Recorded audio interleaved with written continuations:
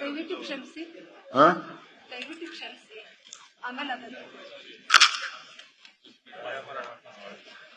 ಏನಾಗಬೇಕಮ್ಮ?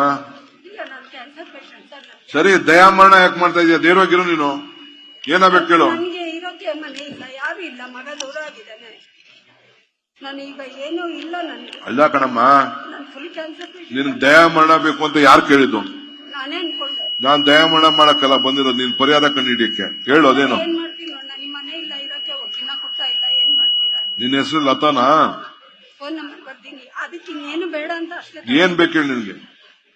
ನನಗೆ ಹಣ ಸಹಾಯ ಬೇಕಾಗುತ್ತೆ, ಹಣ ಸಹಾಯ ಬೇಕಾಗುತ್ತೆ. ಇರೋಕ್ ಮನೆ ಇಲ್ಲ, ತಿನ್ನಕ್ಕೆ. ನನ್ ಕ್ಯಾನ್ಸರ್ ಫುಲ್ ಪೇಷಂಟ್, ನಂಗೆ ನಿಂತ್ಕೊಳ್ಳೋಕ್ಕೂ ಆಗಲ್ಲ.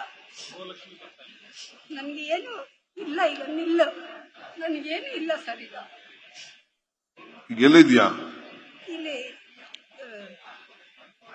ನ್ಯೂಟೌನ್ ಸೋಮೇಶ್ವರ ನಗರದಲ್ಲಿ, ಯಲಹಂಕ ನ್ಯೂಟೌನ್ ಸೋಮೇಶ್ವರ ನಗರದಲ್ಲಿ.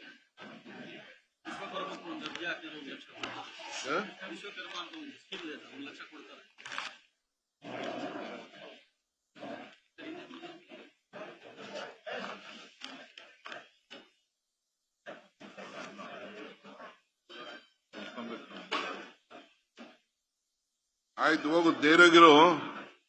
ಒಂದ್ ಕೆಲಸ ಮಾಡ್ಕೊಂಡಿರ್ತೀಯಾ? ನನ್ಗೆ ಆಗ್ತಾನೆ ಇಲ್ಲ ಸರ್, ನಿಂತ್ಕೊಳ್ಳೋಕ್ ಆಗಲ್ಲ, ಶಕ್ತಿ ಇಲ್ಲ, ಕಾಲು ಹೋಗಿದೆ, ನಡೆಯಕ್ಕಾಗ್ತಿಲ್ಲ.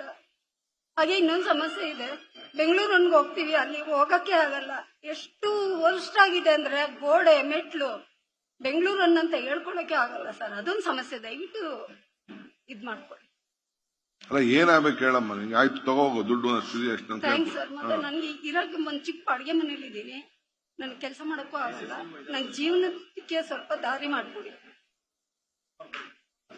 ನೋಡ್ರಿ, ಅದೇನೋ ದಯಾಮರಣ ಅಂತ ಬಂದ ನೋಡಿ, ಅದೇನು ಏನಾದ್ರು ಯಾರ್ಯಾರು ಕಳ್ಸ.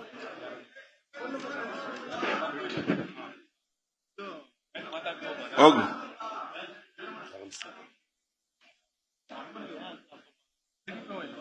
ಇಟ್ಕೊಡ್ರಿ ಅಮ್ಮಗೆ.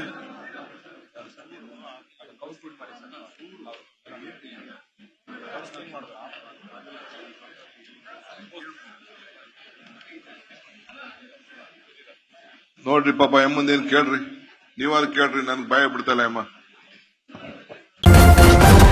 ನ್ಯೂಸ್ ಫಸ್ಟ್, ನಿರ್ಭೀತಿಯಿಂದ ನಿಮ್ಮ ಪರವಾಗಿ.